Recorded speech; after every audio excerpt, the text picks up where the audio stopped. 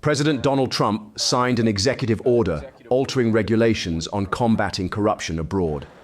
The new law allows American companies to conduct business with foreign officials without fear of bribery charges.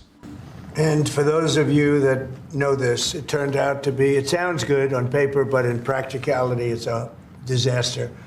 It means that if an American goes over to a foreign country and starts doing business over there legally, legitimately, or otherwise, it's almost a guaranteed investigation, indictment, and nobody wants to do business with the Americans because of it. Nobody wants to do business. They say, look, we can deal with China. They can do whatever they want. We can deal with Russia. We can deal with anybody.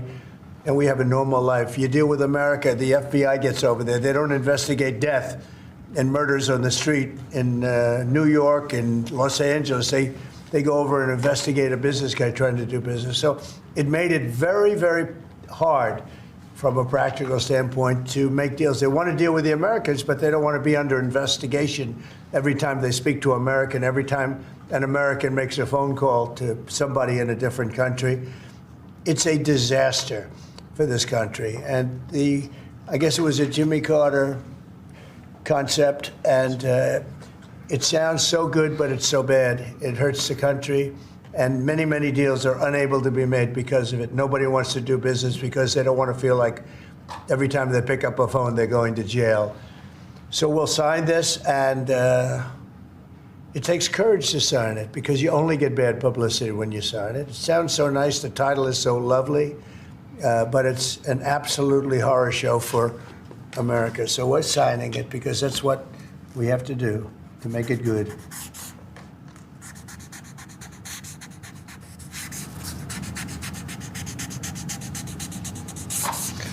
Okay, thank you. It's an important one.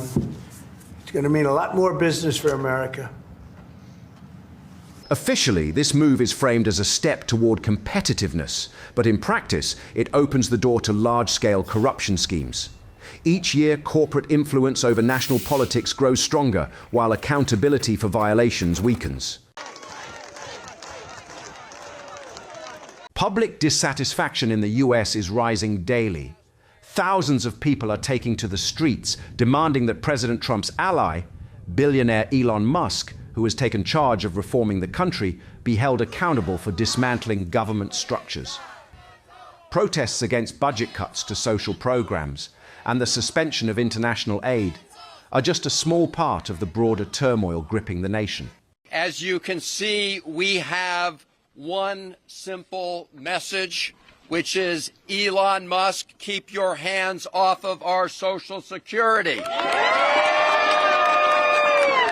They have accessed highly sensitive personal information on Americans at the Department of Treasury, including Social Security numbers, bank accounts, and other very sensitive information.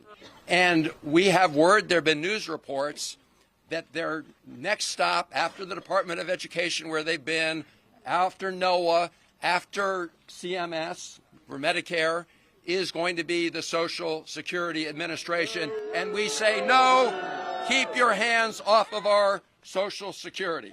It is also the case that those who have served in this building do so no matter who the president is. Many of them have served for decades under Republican presidents, under Democratic presidents, again, because they serve the people. And so what we know here is that the work that our civil servants do is far-reaching. And it is really important to say that when you target civil servants, you also target the people they serve. This is a really important point.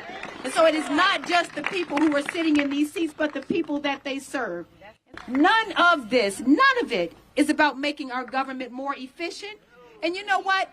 If they want to have a conversation about efficiency, we can have that conversation about cutting costs, but how deeply unserious and how deeply callous is it to cut costs on the backs of the veteran?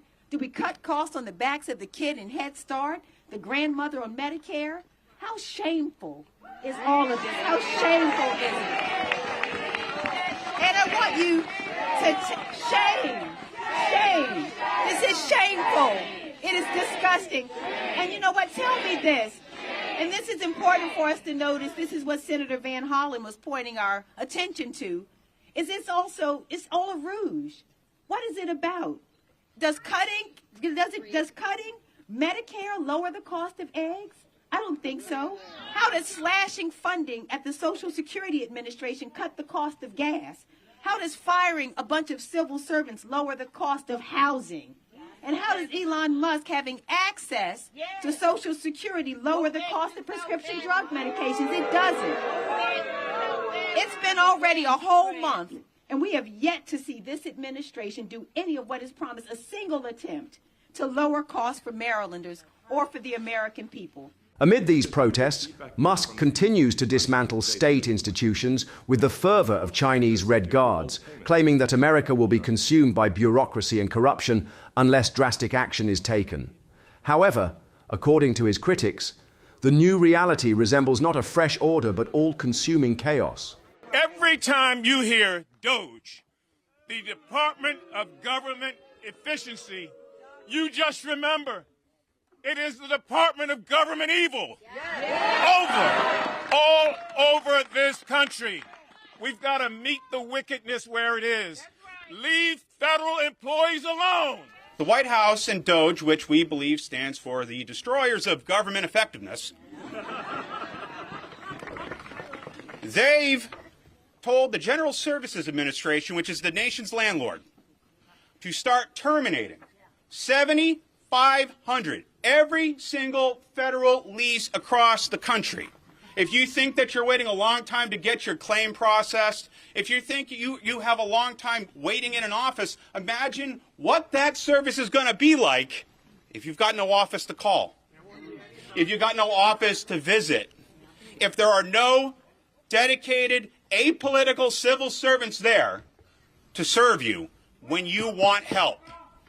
We deserve better. The American people deserve better, and I hope that we all stand and fight this together. Are you with us? Thank you. Elon Musk, a billionaire, has become more than just a businessman.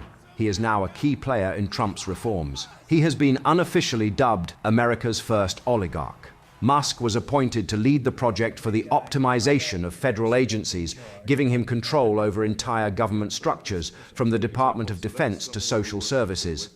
Under his leadership, a sweeping reorganization began, affecting even critical agencies tied to national security and the well-being of Americans. I don't know if it's kickbacks or what's going on, but the people, look, I ran on this, and the people want me to find it. And I've had a great help with Elon Musk, who's been terrific. Bottom line, you say you trust him. Trust Elon? Oh, he's not gaining anything. In fact, I wonder how he can devote the time to it. He's so into it. But I told him to do that. Then I'm going to tell him very soon, like maybe in 24 hours, to go check the Department of Education. He's going to find the same thing. Then I'm going to go to the military. Let's check the military. We're going to find billions, hundreds of billions of dollars of fraud and abuse. And, you know, the people elected me on that. USAID has become a target of the government reorganization program led by businessman Elon Musk. The Trump administration plans to reduce USAID's workforce to fewer than 300 employees from the thousands currently employed.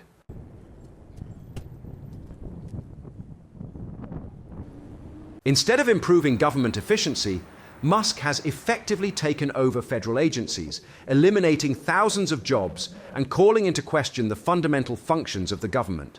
He has repeatedly stated that corruption in government structures is the primary reason for his reforms.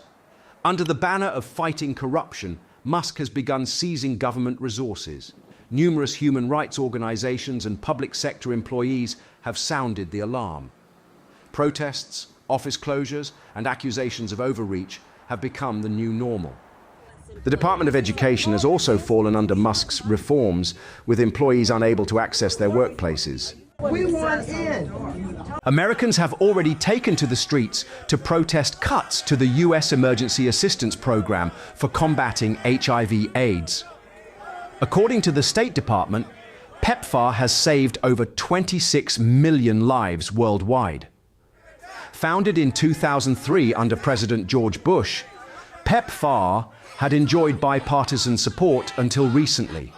Some of its programs help HIV-positive women give birth to virus-free children through antiretroviral treatments. So the PEPFAR program currently serves 20 million people living with HIV around the world with HIV treatment and millions more with HIV prevention. And this administration has frozen all of that money and has actually said that they're going to abolish the U.S. Agency for International Development that is responsible for administering much of that money. That is a massive crisis around the world for HIV programs. Right now, 3,000 people every day are getting infected with HIV. We have the medicines, and in fact, we have an amazing new medicine right now that you do twice a year, and it stops HIV infections almost completely. The PEPFAR program was about to roll that out around the world, and they've stopped all of that, and that is a huge crisis. What they've done is completely illegal. Actually, Congress is the one that enacted a law creating PEPFAR. They're the ones that created the United States Agency for International Development. It's actually not up to Secretary Rubio, it's not up to the president, and it's certainly not up to Elon Musk to decide to destroy that, to abolish that. That's actually a clear violation of Article 1 of the Constitution that actually says it's up to Congress. Democrats in the House Oversight Committee have called for Musk's dismissal. They are demanding an investigation into potential national security threats posed by the Ministry of Government Efficiency, which Musk heads. And today we're here to say with one voice, fire Elon Musk. An unelected, unaccountable billionaire now has seemingly unlimited powers over Americans' private data and over Americans' taxpayer dollars. It seems every hour brings more news about a new threat Elon Musk poses to working people, a new way that Elon Musk wants to take your hard-earned money and keep it for himself. Let me be clear. Unelected billionaires like Elon Musk have no place in our government. He is trying to puppet master Trump's decisions about everything: women's bodies, immigrants' futures, our kids' education, government funding, on and on and on. And he absolutely should not have access to the Social Security and tax information of millions of Americans. But he does. But I also want to talk to the American people. Do you trust Elon Musk with your most personal financial information, tax records, your Social Security numbers, your financial security? I don't trust Elon Musk with this information, and I know the American people don't either. Today, America is shaken, not only by international crises, but also by deepening internal conflicts. Decisions made at the highest levels of government only seem to exacerbate the situation. So the key issue with Musk's actions is that it's happening in this zone that we could best describe as a gray legal zone, or perhaps more accurately described as a zone of illegality. So he is effectively shutting down an American government agency. That requires an act of Congress. He is effectively firing or putting on administrative leave huge proportions of the federal workforce. Again, even the president doesn't have the power to do this. This is really something that requires congressional permission. And shutting off payments to third parties like grantees, and this could include universities, nonprofits, or foreign aid providers, also is not something we think that the president is allowed to do. There's something called the Impoundment Control Act that prevents the president from deciding he will not spend congressional funds. So Musk taking over payment systems or USAID and saying we're not going to pay the obligations of this government agency is a huge red flag. The president can certainly set new directions for federal employees, and he can use political appointees to issue guidance to those employees. But there's a vast difference between that and simply firing all of the employees, which is something that he's not legally allowed to do. I think I would still predict that the court would say that the president cannot impound funds, that is, he can just ignore Congress when it comes to spending. There is case law on this, and there is clear statutory intent from Congress. I think the president will probably gain more power over civil service employees than he has currently, but I don't think they will dismantle the entire civil service system or give the president the power to simply fire all employees through backdoor means. And so that's where I guess I'm deeply concerned about the precedent being set here, that this is, in my view, an egregious executive branch overreach. I don't believe they have this authority, at least not without the consent of Congress. And I have no problem with DOJ trying to find ways to save money. They should do that. USAID is an agency that was both authorized and funded by the United States Congress, and it would take an act of the Congress to shut it down. It's that simple. And so neither the president nor does Elon Musk have the authority to shut them down. But in the meantime, they're causing enormous amounts of damage because people are being called home. There are people who are trying to figure out how to get home, and there's been an enormous disruption. And in the case of USAID, gaps have been there are massive gaps and holes in the countries where we're serving now. I suspect the Chinese are salivating because they'll be more than happy to fill power vacuums, particularly in sub-Saharan Africa and Latin America and wherever else we are going to abandon the field. That is, when the Congress passes a spending law, the president simply can't take out his what we call the blue pencil and then excise or eliminate spending he does not like. Does not have that authority. Many governors in many states do, but the president of the United States does not, and the Supreme Court has ruled on that. So at some point, I suspect there is going to be some kind of a constitutional crisis. At the very least, there'll be a challenge because the Supreme Court will have to rule, can the president eliminate programs without any input or guidance from Congress? And I suspect the answer to that question is going to be no. And certainly Elon Musk doesn't have the authority to do it. So it just feels like the whole federal enterprise is in disarray right now. And we don't know how this is going to end. But look, March 14th is coming. The government needs to be funded.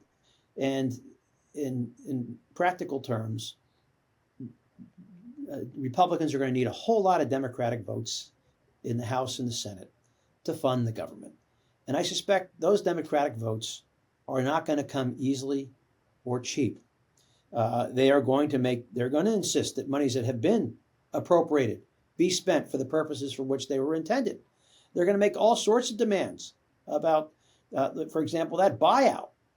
I think Congress can easily reclaim some of that authority. They need to protect their institutional interests right now. The role of the Congress is not simply to serve as a rubber stamp to the president. I mean, I've always said, we have a system of separation of powers, but it feels like it's a system of separation of parties. That the party, the president and Congress feels it's their obligation to protect their president. And I say the same thing about Democrats. They too, they did the same thing.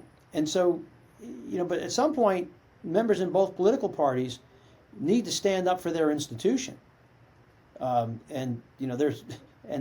don't see that happening today, and I hope it does. The US is experiencing political turmoil driven by Elon Musk, who, with President Trump's approval, has taken control of key government agencies and is aggressively reforming the federal system. By intervening in institutions such as USAID, Musk is violating laws and overstepping his authority, leading to widespread protests and criticism.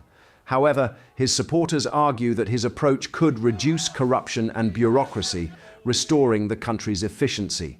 At the same time, Trump has signed legislation weakening anti-bribery laws abroad, further highlighting the context of rising shadow practices. Will America withstand these challenges and return to greatness, or will the dismantling of institutions become its new reality?